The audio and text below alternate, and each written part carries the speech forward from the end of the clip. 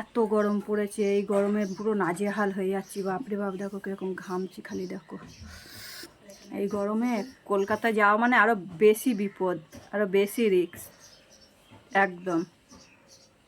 আমি ভিডিও করি আর আমার মুখের দিকে একজনা তাকায় আর মুচকে মুচকে হাসে, হ্যাঁ, আবার চোখ উল্টে উল্টে তাকাচ্ছে যাতে আমি ভিডিওটা না করি, কিন্তু আমি করব ভিডিও।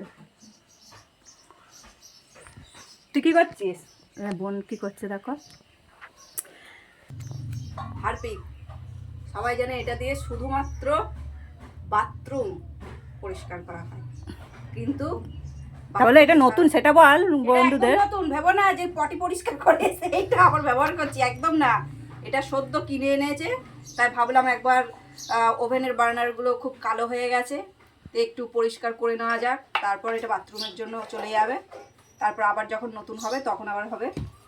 আর এটা সত্যি কথা বলতে রোজ মাজি না, তো আজকে দেখা হারপিকটার জন্য ইয়ে করে নিই, একটুখানি ভাবছি পরিষ্কারটা করে নিই, খুব কালো হয়ে গেছিলো, ভালো পরিষ্কার হয়েছে। তো আমি এতে হারপিক দিয়েছি, দেখো, দেখেই বুঝতে পারছো তোমরা, এই দেখো হারপিক দিয়েছি, পুরো কালো হয়ে গেছিলো, মাজা হয় না একদম, সত্যি কথা।